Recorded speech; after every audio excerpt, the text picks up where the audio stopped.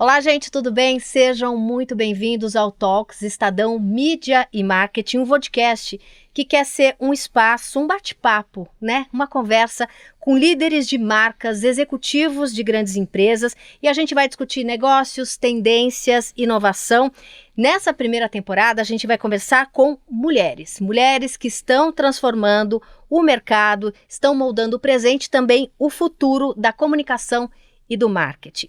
Eu sou a Rita Lizauskas, sou jornalista, estou aqui ao lado do Igor Ribeiro, que é editor de mídia e marketing do Estadão, e a gente vai conduzir juntos esse bate-papo, né, Igor? É isso aí, Rita. Obrigado, Adriana, por ter vindo, aceitado esse convite. Está hoje aqui com a Adriana Alcântara, que é a diretora-geral da Audible no Brasil. A Audible é a plataforma da Amazon dedicada a audiolivros, audioséries e outros formatos de entretenimento sonoros. Antes de encarar essa empreitada, a Adriana já liderou o desenvolvimento de negócios e marketing regional de empresas como Warner Media, Apple, e chegou a ser produtora sênior por 5 anos da MSNBC, em Nova York. Também é autora de livros, sobre os quais vamos falar daqui a pouquinho. E é isso, seja bem-vinda, Adriana, aqui no Dia Internacional da Mulher, 8 de março, estreando aqui o nosso Talks Estadão Mídia e Marketing. Obrigado. Obrigada pelo convite, maravilhoso estar aqui, uma delícia rever amigos, inclusive, é um prazer imenso estar aqui nesse dia tão emblemático, né? Uhum. Adriana, eu queria começar perguntando como é que você descreve essa trajetória, né, essa jornada da Audible no Brasil desde a sua chegada, né? Eu queria que você fizesse essa linha do tempo para quem está assistindo e quais foram os maiores desafios que vocês enfrentaram até esse momento? Bom, a trajetória foi longa porque, como é um novo segmento de mercado, muita coisa tinha que ser feita até que a gente pudesse lançar. O principal desafio era montar o catálogo, porque, ao contrário de outros países onde a Audible já lançou, não existia um volume muito grande de audiolivros em português já gravados.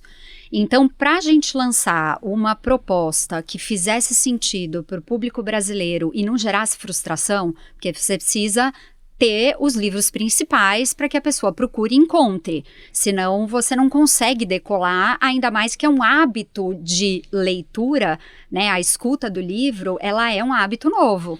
Então, a construção desse catálogo demorou 1 ano e meio, até a gente conseguir chegar ao número de títulos que a gente acreditava ser uma oferta atraente para os brasileiros. Porque foi do zero, então?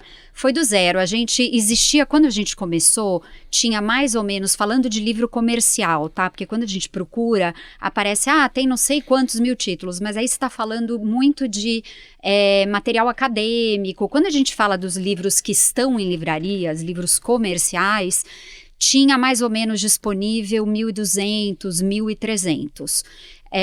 E aí a gente foi produzindo, fizemos aí parceria com 13 estúdios de áudio, qualificamos na qualidade que a gente opera lá fora, e aí começamos a construir esse catálogo, claro, a partir da liberação das editoras, mas a parte de negociação, ela é super rápida comparado com produção. Né? Então, assim, para vocês terem uma referência, a gente calcula em média que a cada 4 horas num estúdio de gravação gera 1 hora de editado, né? De audiolivro editado. Então, quando você vê que um livro tem 10 horas, ele possivelmente teve 40 horas de estúdio. Né? Então, assim, daí você entende o quanto, né, vão vários dias para que um livro seja gravado. E também os profissionais, os narradores, a gente trabalhou, quando a gente lançou, a gente tinha trabalhado com mais de 500 vozes, agora a gente já tem mais de 600, e elas vêm também de formações diferentes, porque são jornalistas, são atores, dubladores, profissionais de rádio, mas a leitura do audiolivro, ela é um trabalho diferente. Então, também essas pessoas tiveram que ter uma curva de aprendizado, né, para poder transitar de um modelo de áudio no qual ele já trabalhava e o audiolivro. Então, todo esse processo foi o que, de fato, foi onde foi a maior parte do nosso tempo, né? E aí, claro, você lançando um segmento novo, você tem a questão e o desafio de lançar uma marca paralelamente com o segmento. Né? Em outros lugares, se já existe a dinâmica do audiolivro, você praticamente fala, a Audible chegou.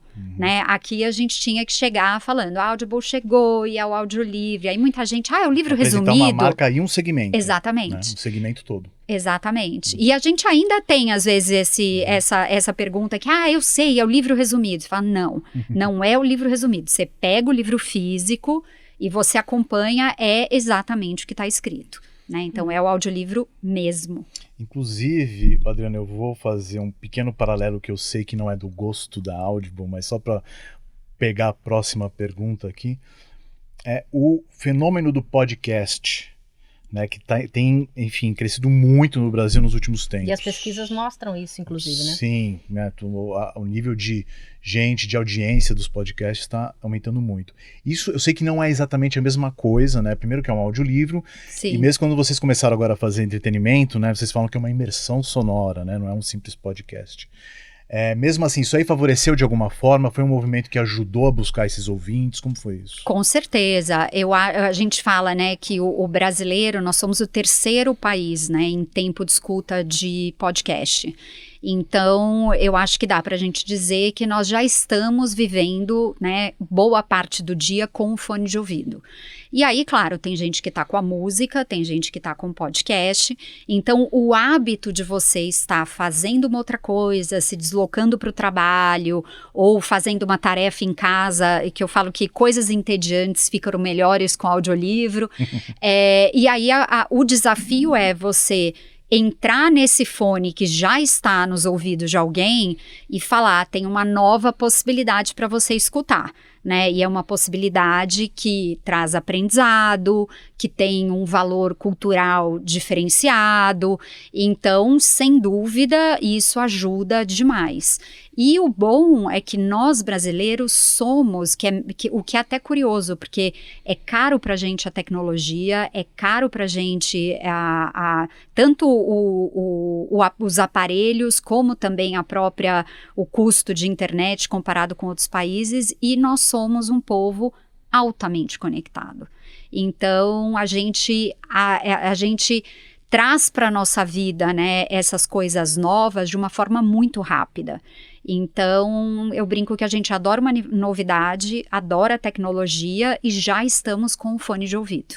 Então, é uma receita realmente muito boa para esse segmento. Mas o mercado brasileiro ainda está engatinhando, né? Eu queria que você fizesse um comparativo entre esse mercado de audiolivros no Brasil com o mercado americano, por exemplo, né? Tanto em números de ouvintes quanto de dinheiro circulando. Então, nos Estados Unidos, a Audible opera já há mais de 25 anos, né? E ali a gente está falando de um país onde o próprio celular turbinado é muito mais affordable, né? Você consegue pagar por ele de uma forma muito mais tranquila do que a gente paga por smartphones no Brasil. Então, isso é uma diferença muito grande. Outra diferença é que 25 anos é muito tempo. Então, você imagina que há 2 décadas e meia as pessoas já tinham a Audible disponível e são 25 anos de construção de catálogo. Então, no mercado americano, a gente tem hoje livros que lançam no mesmo dia o impresso, o e-book e o áudio. Ou seja, o áudio já chega na Audible antecipadamente, de forma confidencial, e esse livro já entra dentro de um estúdio para que o áudio saia no mesmo dia. Aqui no Brasil a gente já teve alguns exemplos disso, mas o nosso catálogo está longe de cobrir o percentual disponível no mercado impresso e-book comparado com os países onde a Audible opera há muito tempo, né? A gente opera em 11 países, o Brasil é o 12º, e, enfim, e tem países realmente muito desenvolvidos, como, né, os Estados Unidos, obviamente, a Alemanha, Inglaterra. Então, isso já é um hábito, e em muitos desses lugares a Audible é sinônimo de categoria. o que é muito bacana, né? Às vezes a pessoa tá ouvindo uma outra coisa num outro lugar, mas se é um audiolivro, não, tô aqui com o meu Audible. Então, virou substantivo. Exatamente. Bom, mas estamos trabalhando para que no Brasil a gente chegue nesse lugar também. Aqui a lógica das editoras é procurar vocês só no segundo momento. Às vezes nem lembram no plano de marketing, de lançamento deles. Depende. A gente teve alguns lançamentos no mesmo dia. Um deles foi a biografia da Britney Spears, que foi muito... teve uma visibilidade maravilhosa de marketing e tal. Temos outros exemplos, mas assim, não é praxe ainda. A gente ainda vê ali, até porque eu acho que às vezes você tem um volume de lançamentos maior até do que a gente conseguiria hoje gravar antes do lançamento, né? Porque o livro fica pronto e aí você tem que ter, como eu comentei, as horas de produção são muitas horas, então a gente teria que receber esse livro um mês antes do lançamento, pelo menos, para poder gravar, para poder finalizar, subir o arquivo, checar, e aí aquilo está disponível para o ouvinte. Então, a gente ainda não tem esse timing como o regular no Brasil. Até o meu próprio livro, ele acabou sendo... A gente fez pela primeira vez no Brasil um áudio primeiro, né? Então, ele ficou disponível em áudio. Mais justo no seu caso, né? Tinha que sair em áudio primeiro. Mostra o livro dela. Esse aqui, o Conexões, né? Isso. A gente lançou dia 20 de fevereiro o áudio e o impresso só a partir de hoje, 8 de março, que está nas livrarias. Então, estava também na pré-venda, só hoje que serão postados os que foram vendidos na pré-venda no impresso. Então, também foi uma primeira vez, mas não é o padrão. E eu acho também que a gente acabou também adiando um pouco o lançamento para ter esse desenho de negócio. Mas aí tem uma questão cultural, né? Você acha que uma mudança cultural das pessoas começarem a demandar o audiolivro, começar a gostar de consumir literatura ou outros tipos de livro nesse formato, acabam forçando o mercado a responder a isso?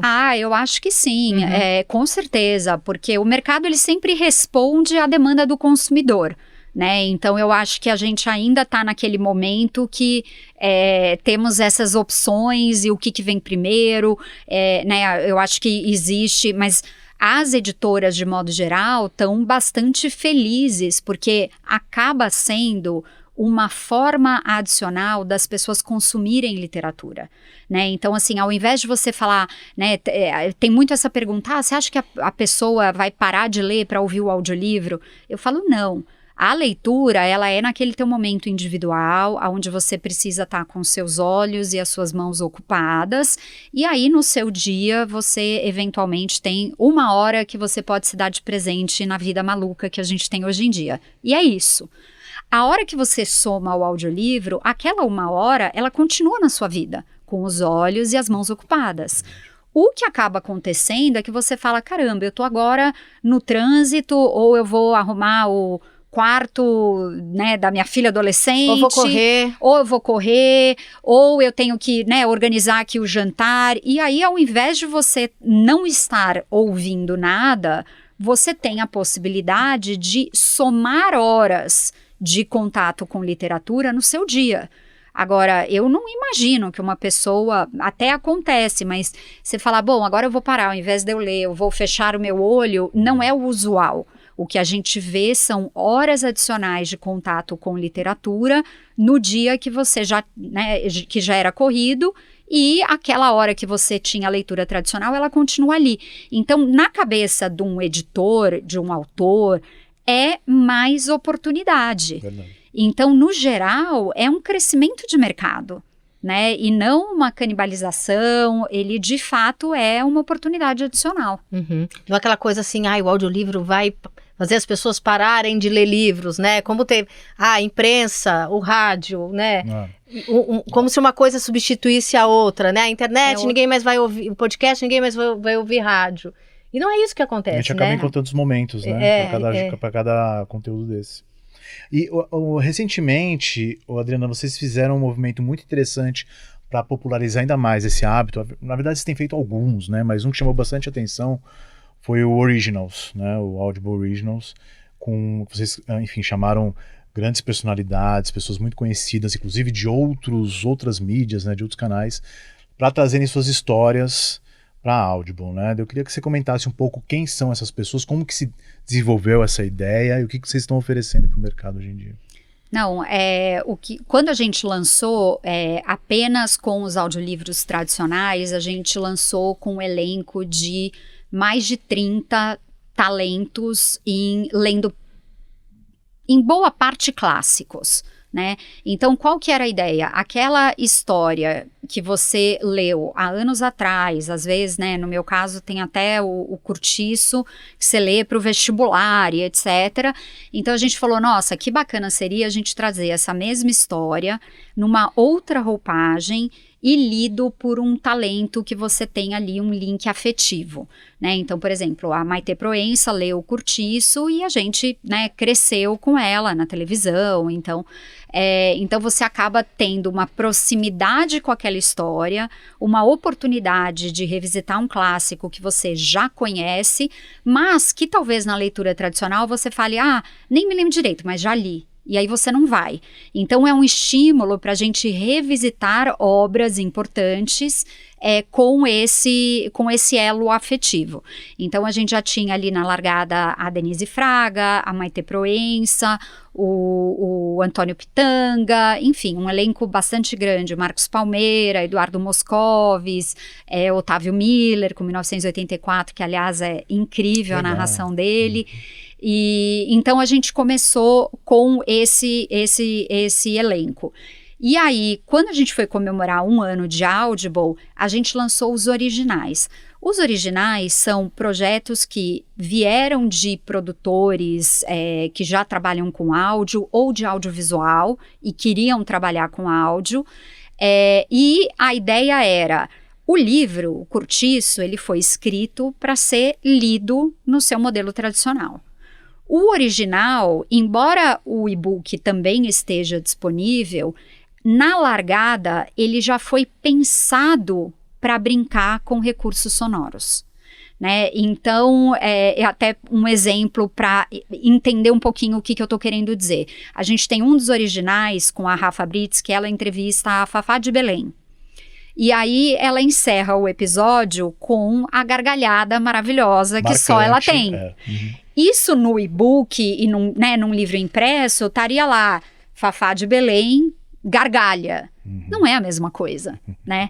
Então, os originais, eles têm esse diferencial de já serem pensados com os elementos de áudio para poder contar essa história, para poder passar esse conhecimento, né? E aí, assim, a gente lançou como original também cursos da Casa do Saber, então a gente também está nesse lugar de desenvolvimento pessoal, que é uma frente muito importante que a gente busca muito, né? No Brasil a gente tem uma relevância grande desses livros de autodesenvolvimento, e aí, obviamente, com esse movimento dos originais, a gente expandiu o nosso elenco, o que é maravilhoso, né? Porque são mais vozes conhecidas, são mais projetos que nos ajudam a crescer esse segmento. Porque o áudio tem essa questão afetiva, como você já trouxe, né? Então eu queria trazer o exemplo da biografia do Barack Obama, que foi lida pelo Barack Obama. Obviamente, se você lê um livro impresso, você tem na sua memória a voz, né? E o seu cérebro pode fazer até esse trabalho. Mas é diferente se você ouve um audiolivro, a biografia dele sendo lida por ele, né? Você acha que vocês também começaram a trazer essa questão dos autores, principalmente aqueles mais renomados, aqueles que têm uma ligação muito forte com o público, para lerem os seus próprios livros em português aqui no Brasil? Sim, a gente tem bastante leitura de autor, mas é uma coisa curiosa, porque assim, tem autor que é louco para ler o próprio livro. Tem autor que fala, não é comigo. Porque não é para todo mundo essa coisa de ler também, né? Mas é a mesma coisa, né, que as pessoas falam, nossa, tem gente que, por exemplo, vai fazer uma apresentação executiva e faz com o pé nas costas, tá super confortável. E tem executivos de alto escalão que falam, que nervoso, né? Assim, não é muito, gaguejo. É uma apresentação importante, aí aquilo traz um nervosismo. Então vai muito de cada um, né? De fazer essa análise caso a caso. Tem o querer e tem também o fazer bem feito, porque às vezes a pessoa até quer, mas aí ela tenta e fala, olha, acho que não vai ficar legal, não me sinto confortável, prefiro que seja um narrador. Então, existe sempre essa possibilidade, mas não é sempre que ela vira verdade por essas razões, né? Porque às vezes o autor não quer, às vezes acha que não vai sair o melhor trabalho e prefere que um narrador profissional faça a leitura. E existem personalidades como o Obama que são comunicadoras natas, né? Você para ouvir o Obama em qualquer momento, seja, né, qualquer coisa que ele tenha para dizer, né? Não, e aí falando da conexão emocional, né, você entra muito naquele lugar, assim, você tá escutando o Obama e você fala, caramba, eu tô aqui na minha casa, cozinhando jantar, escutando e o Obama tá na minha cozinha. Falando comigo. Então tem esse lado também, né? E quem no Brasil que vocês colocaram nesse papel, né, de ler o próprio livro, que você acha que o resultado foi muito bom? Olha, eu não sei se o resultado foi muito bom, mas eu narrei o meu. Se sentiu confortável? Eu já não sei. Eu me senti confortável, mas... Olha, a entrevista até o momento nos mostra, nos indica que deve ter ficado muito bom, apesar de não ter escutado ainda. Foi uma... porque no caso do meu livro, que não é o livro de qualquer autor, né... Enfim, ele tem ali um viés muito pessoal. O que foi bacana é que talvez fosse como eu contaria aquelas histórias para vocês numa mesa de happy hour, né? Então, a entonação, porque daí é a sua história, né? É diferente do que se eu tivesse escrito uma ficção e aí vou ler aquela ficção, de repente você vai falar, olha, eu não ficaria tão emocionada como a Adriana ficou naquela determinada cena. Então, quando é meio autobiográfico, eu acho que daí tem um elemento maior de conforto do que uma história mais neutra, né? Mas a Vanessa Passos, por exemplo, que vai ler agora, eu acho que vai ser... Vai ler, ela vai ler. E ela tá super animada e eu acho que vai ser incrível, né? Porque as obras dela e até a questão do sotaque, de você trazer ali, né, as origens, eu acho que vai ser um trabalho... Que é uma escritora cearense, né? Exatamente. Nova, que tem um trabalho aí que lida com feminilidade de um jeito muito forte, né? Muito potente. Exato. Maternidade, né? Ela é muito boa. Ela é bem próxima da Audible e eu acho que a narração dela vai também ser muito comovente. E eu tô lembrando até, inclusive, que dos originais, por exemplo, tem eu não lembro exatamente desse, me corrige, mas o Lázaro Ramos, por exemplo, ele traz umas histórias pessoais dele, não é? Sim. E é ele narrando também. Como é que é? Como é que chamou o conteúdo dele? Porque Mudei. Porque Mudei. O Lázaro trouxe pra gente um projeto que ele queria mostrar, eu acho que até o momento que enfim, a gente ainda está nesse momento de muitos extremos, né, politicamente falando e tal. E quanto mais extremo você tá, mais distante você tá de aceitar a opinião do outro. Né? Porque você tá lá num canto, o outro tá lá no outro extremo, e aí você fala, nossa, quase que não dá para conviver. E aí ele trouxe esse projeto com casos de pessoas que mudaram de opinião. Em coisas muito... questões religiosas, questões políticas, direita e esquerda, e ele fala sobre esse processo.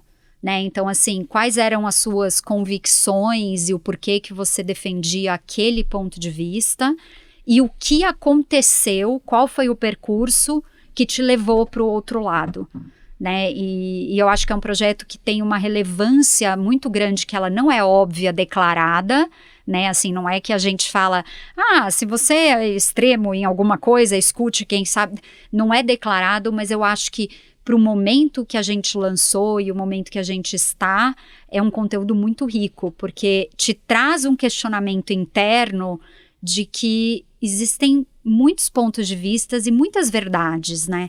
E a gente, às vezes, filtra de um jeito ou filtra do outro, principalmente o religioso, né? Uma coisa que, às vezes, até já nasce com a gente. Você nem escolhe, né? Você já nasce naquela religião. Então, e você, de repente, falar... estudei, vi, conversei, convivi, casei e mudar, eu acho que diz muita coisa, né? Do quanto a gente ainda está aqui nessa... plano terreno. Aqui, nesse plano, né, de hoje, para aprender, olhar outras referências, mudar de ideia. O interessante é que quando você fala de mudar de ideia, você fala de escutar, né? A gente tá falando de escutar aqui, Exatamente. mas tá com os ouvidos abertos para ouvir ali o diferente, uma opinião divergente, né? Exatamente. Uhum. E é o escutar, e não é o escutar para responder, né? É o escutar para entender. Porque também é aquilo, né? A escuta mecânica é o que a gente mais faz, né? Eu tenho que me policiar o tempo inteiro, porque você tem aquela opinião, a pessoa fala, você já... Aí não, você fala... escutar para deixar aquilo refletir, decantar, para ver o que você vai aprender com aquilo, né? Não, decantar é uma palavra maravilhosa, porque é isso. É onde acalma, né? É onde sai o aroma, é onde, né, a coisa se... E aí você vai provar o vinho. Né? Então, esse é um ótimo termo, nunca tinha ouvido e achei incrível. Agora. Deixa eu te perguntar uma coisa que eu acho que quem está assistindo a gente, que nunca ouviu falar desse modelo de negócio, nem da Audible, deve estar se perguntando, né? Como é que eu acesso? É um streaming? Eu assino? Eu compro individual? Eu compro um livro? Eu tenho direito a ler todos? O livro é meu? O livro está alugado? Né?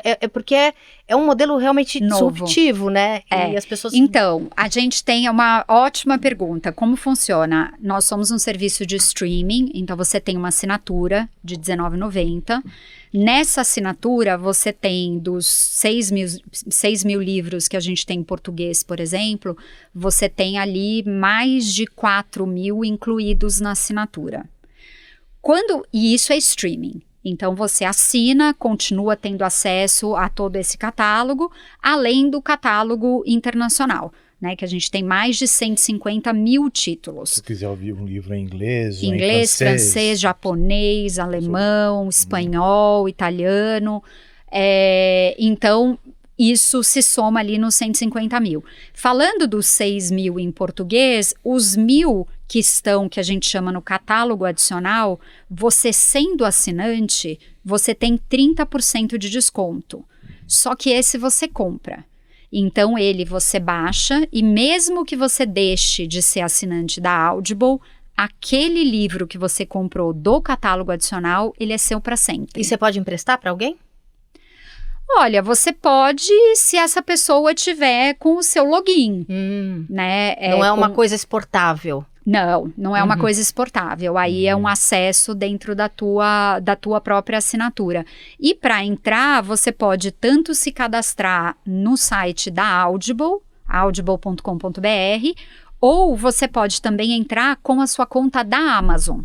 Então, você entra com o seu nome, login, e aí você não tem o trabalho de colocar o cartão de crédito. Tudo que está na tua conta da Amazon é transponível para o serviço da Audible. Então, acaba sendo uma experiência fácil, né? E outra coisa que é bacana, se você procurar um livro na Amazon, a Amazon te oferece, se existir o audiolivro, ela te mostra o e-book, o impresso e o audiolivro. E se o audiolivro tiver na assinatura, ele aparece com preço zero. E aí, nesse preço zero, tá lá, com a assinatura. Então, aí você pega e fala assim, bom, se eu for comprar, vai custar tanto. Ah, não, mas aí eu já pago 2 meses de assinatura da Audible e eu escuto porque esse livro está incluído na assinatura, né? Então, é um modelo que tem o streaming e tem e se você virar e falar assim, Adriana, eu não gosto de assinatura. Não é a minha vida, não assino nada, não gosto. Não tem problema nenhum. Você pode, mesmo que está disponível na assinatura, você pode comprar. Então, você pode falar, tudo que eu ler, eu quero que seja meu para sempre. Eu tenho esse apego, eu entendo. Então, aí você pode, não, tem gente que gosta de olhar a library, etc. Então, isso você pode fazer também. Falar, eu não quero assinar, tudo que eu for escutar, eu quero baixar. E aí, a hora que você baixa, você paga individualmente. Pode até fazer assinatura para ter o desconto. Mas por exemplo, eu posso comprar esse áudio e o livro físico, por exemplo? É o que eu faço. Então, tô aqui pensando em primeira pessoa. Eu tive uma outra dúvida também. Você pode sincronizar o Kindle com o áudio? Você lê uma página no Kindle? Ainda não, mas... Em breve. Porque você pode começar. Eu tô lendo esse livro, mas agora eu vou lavar louça e tô super curiosa. Eu quero avançar mais um capítulo. Só que aí eu vou pra cozinha e escuto. Aí à noite eu quero continuar lendo aquele mesmo livro, só que o livro físico. É o que eu faço. Como o áudio, ele é todo dividido em capítulos, né? Então, e também quando a gente para de ler, normalmente a gente tenta parar no final de um capítulo para não perder ali o fio da meada.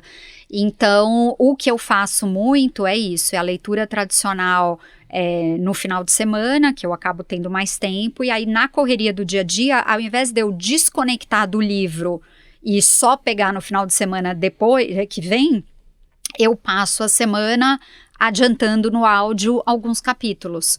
E aí no final de semana eu já pulo tudo aquilo, até porque o impresso, eu gosto muito de ler livros de desenvolvimento pessoal, de liderança, e aí eu tenho a mania de colocar o papelzinho marcando um negócio que eu quero reler, ou que eu quero falar para alguém, ou que eu quero falar com a equipe.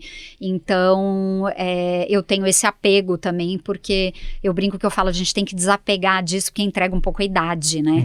Quando você fala o papelzinho, colocar ali... O marcador. O marcador, não Mas é uma coisa... Mas eu acho que o movimento, ele é cíclico, né? Então agora, como as pessoas voltaram a escutar vinil, colecionar vinil, elas estão pegando também, sem abandonar os hábitos digitais, elas estão voltando para essa coisa. Eu adorei isso, Igor. Eu acho que eu vou assumir que eu sou cool, ao invés de eu ser... Não. Você tem o privilégio de ter passado por todas essas tendências numa vida, né? Mas, Adri, deixa eu aproveitar e falar um pouco mais de comunicação e marketing, e conectando um pouco com essa coisa que desenvolvimento pessoal é uma área bastante buscada pela Audible, né? Pelos livros, os produtos da Audible. E também, enfim, como vocês informam as pessoas desses formatos, essa pergunta que a Rita fez, como é que as pessoas chegam na Audible, como é que elas baixam, como é que elas acessam, né? Eu queria que você me contasse um pouco como que funciona a comunicação de vocês. Inclusive, a gente tem aqui um clipe para mostrar de uma campanha recente que é de títulos de desenvolvimento pessoal, exatamente, né? Não exatamente desenvolvimento pessoal, é de equilíbrio, né? De bem-estar. Bem-estar, isso. A gente pode pôr o clipe agora, Carlos, pra gente dar uma olhadinha, é uma propaganda bem interessante. Você dominou sua mente.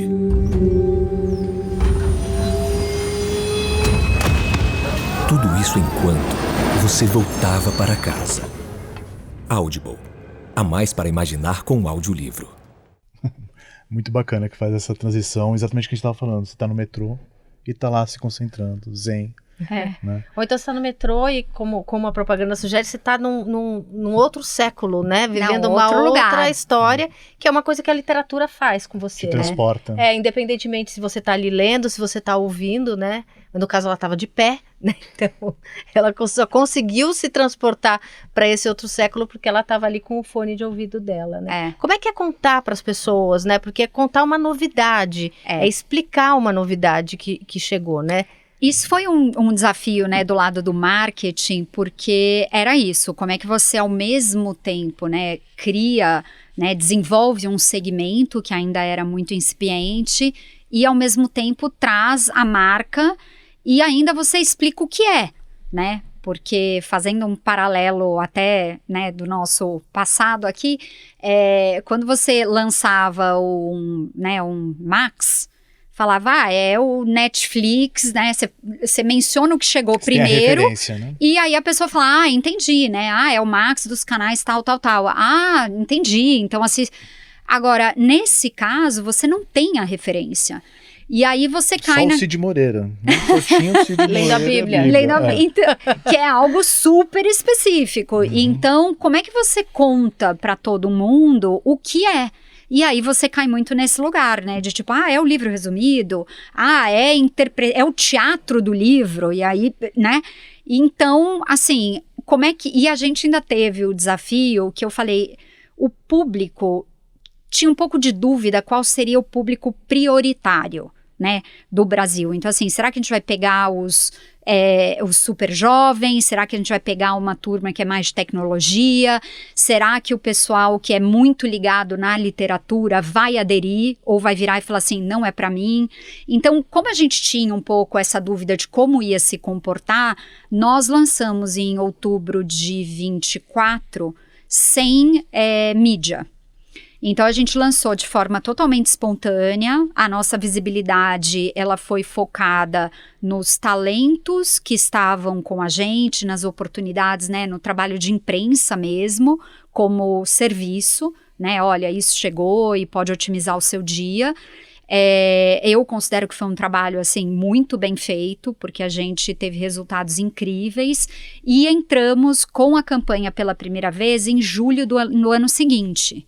Ou seja, foi quase um ano na largada sem investimento nenhum e depois com muito pouca coisa, mas com focos muito específicos, sabe? Com influenciador aqui e ali, mas nada realmente que seja um plano de mídia. Os próprios talentos nas suas redes. Exatamente. Essas coisas. Uhum. Então, a comunicação começou dessa maneira.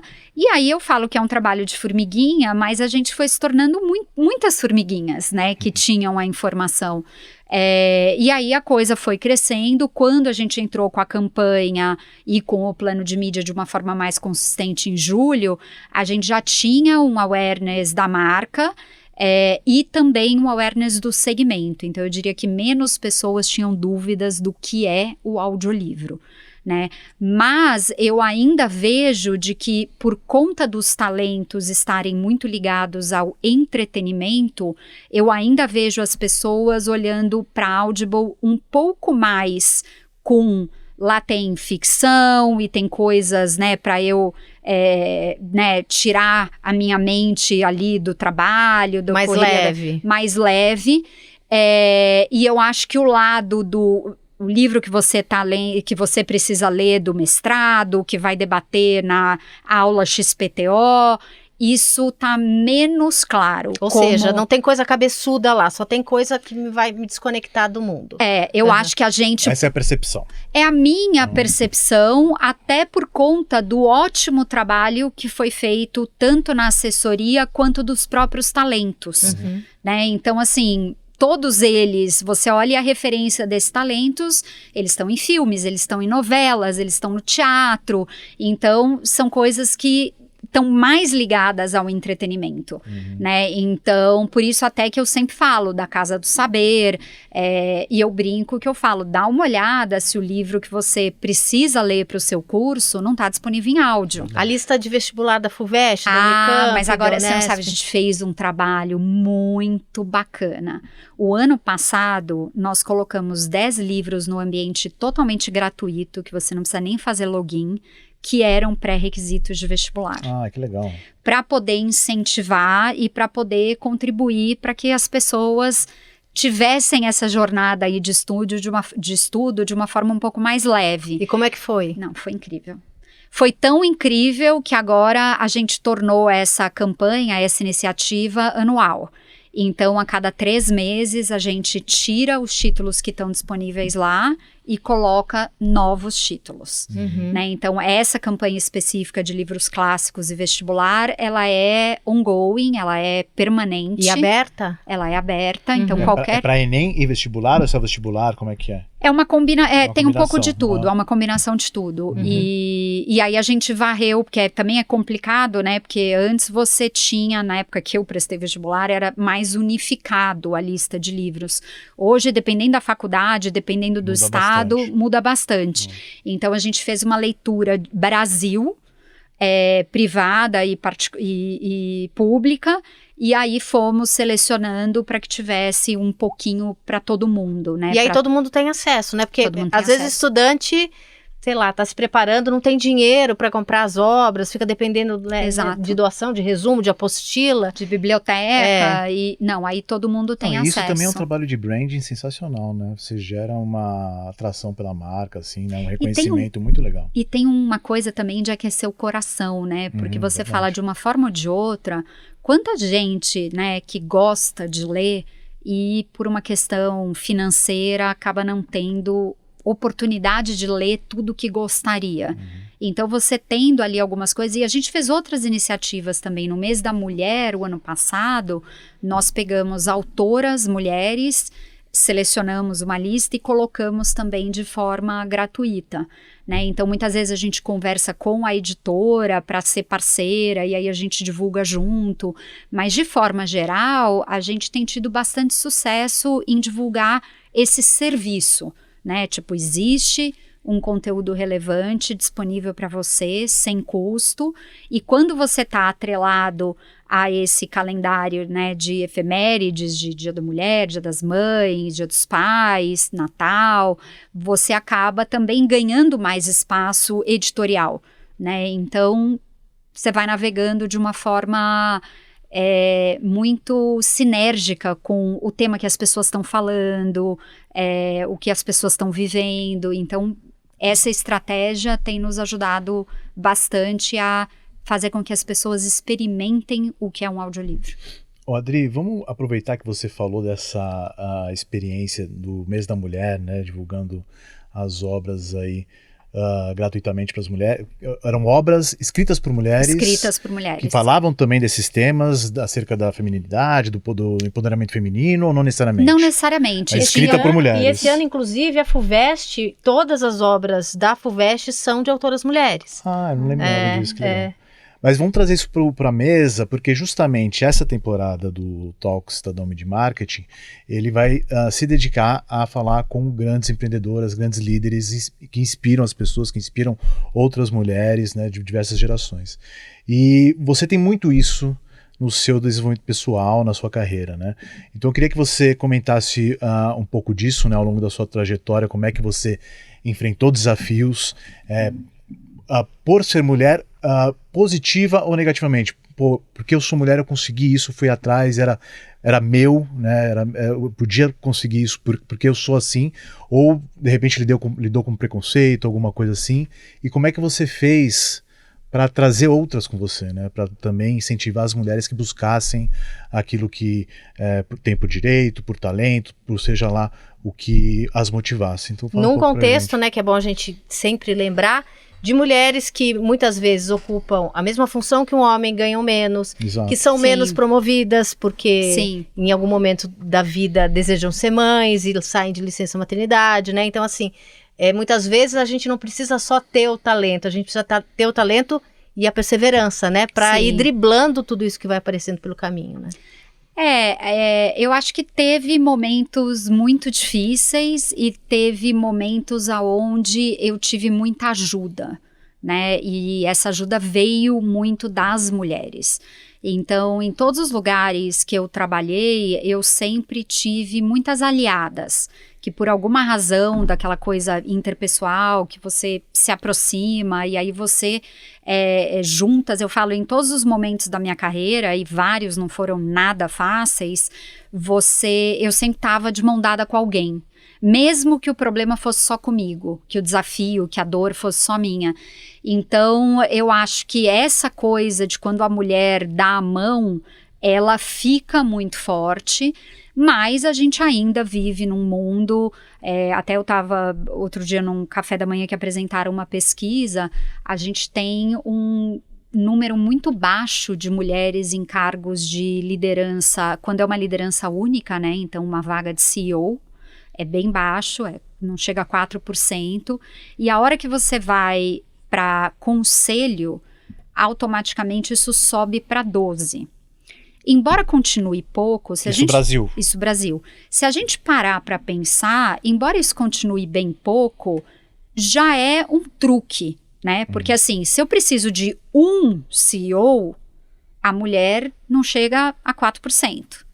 Agora, quando é um conselho, beleza, acho que vamos ter aí 8 pessoas, 2 vamos reservar para a mulher. E aí, você consegue ter um percentual maior, mas no unitário ainda é muito difícil, né? Eu acho que as pessoas ainda partem de um princípio, eu acho que as coisas domésticas, né, a dinâmica de casa ainda cai mais no nosso lado. Então... Tinha um dado americano que me assombrava, eu achava terrível isso. Tomara que já tenha melhorado, porque ele é de alguns anos atrás, No próximo videocast eu vou atualizar esse dado. Mas ele dizia que nos Estados Unidos tinham mais CEOs chamados John do que mulheres em cargo de CEO. Caramba! É assustador, assim, mais CEOs chamados John. Que é bem específico, é bem nichado, exato. né? Nossa, gente. Não é muito antigo, né? De uns 4 anos atrás, essa pesquisa.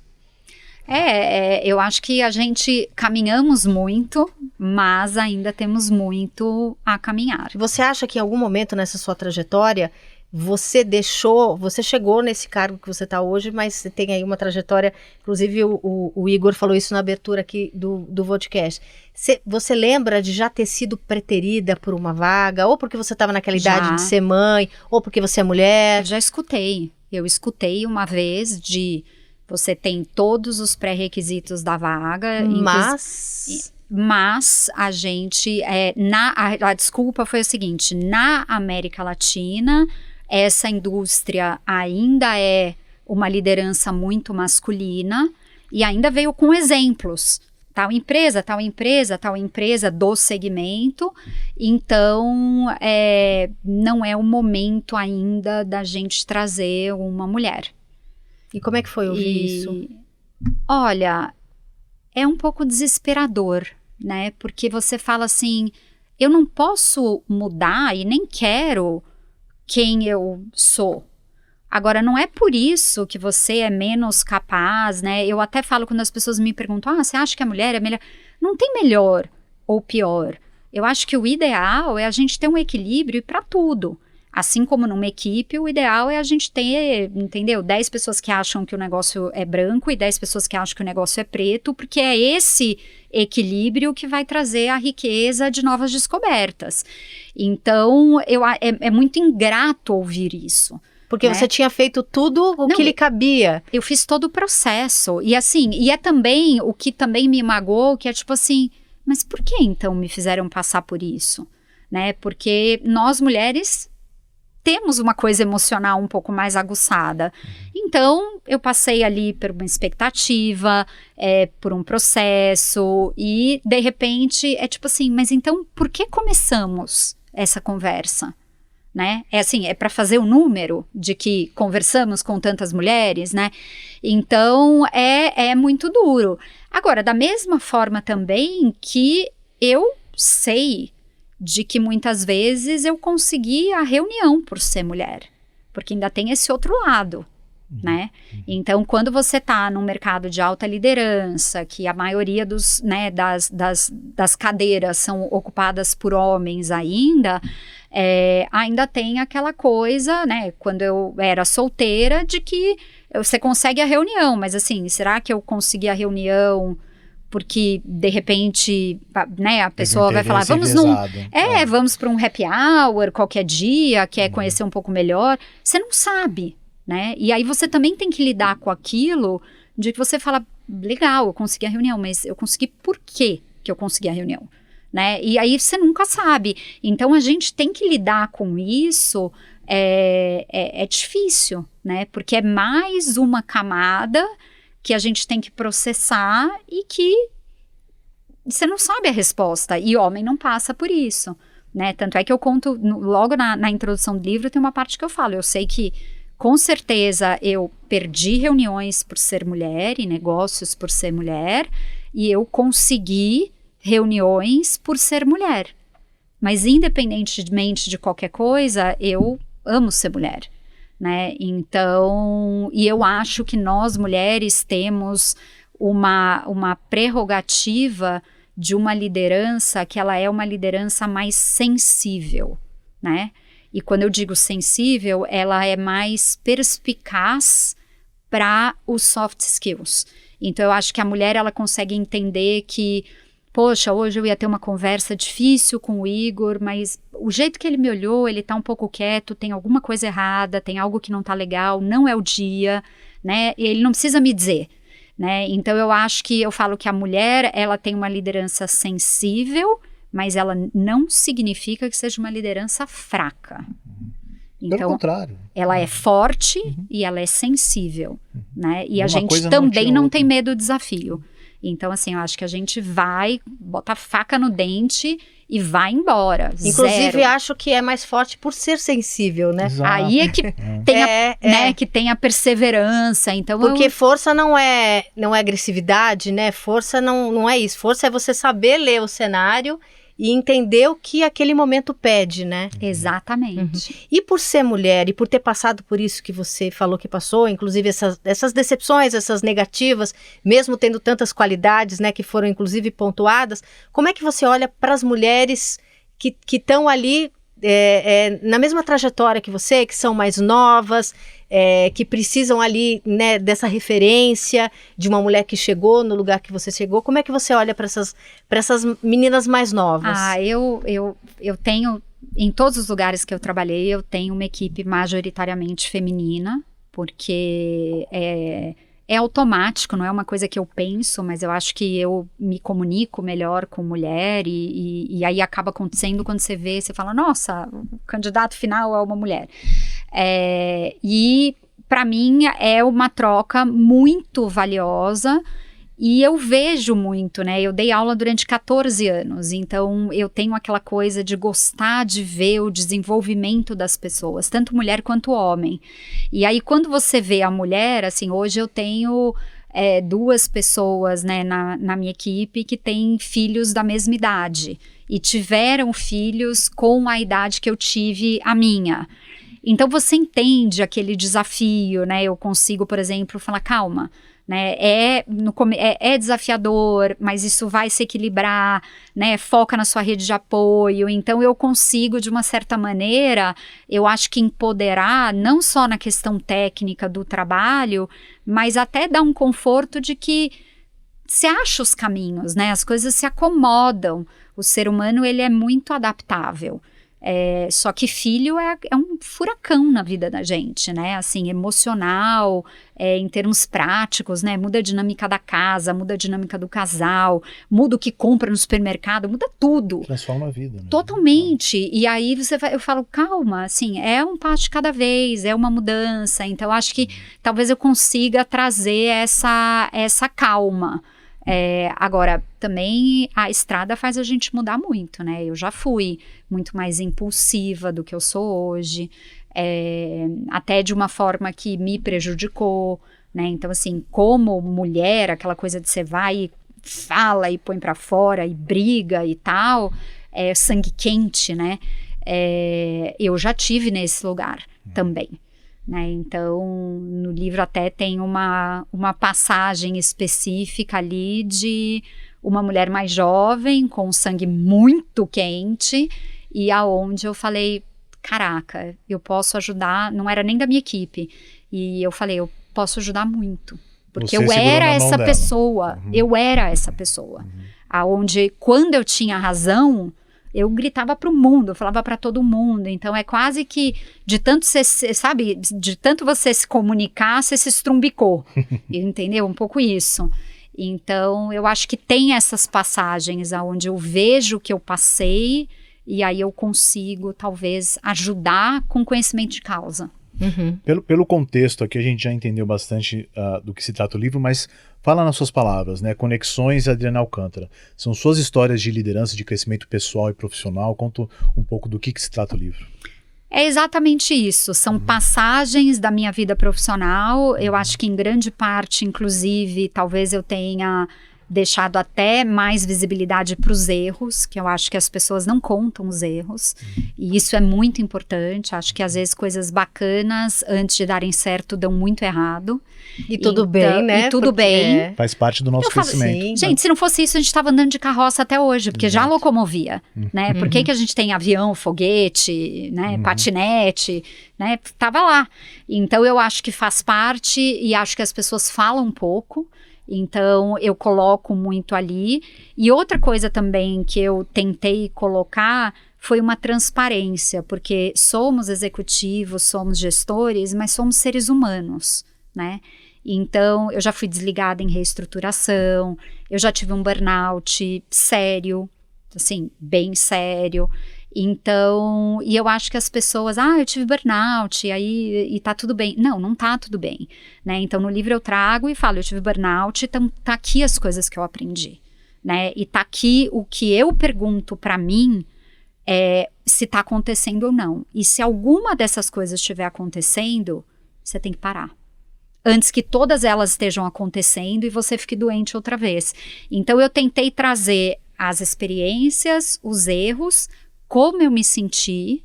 Então, tem diversas vezes que eu tava dilacerada, né? Porque eu acho que isso também as pessoas não falam, né? Não.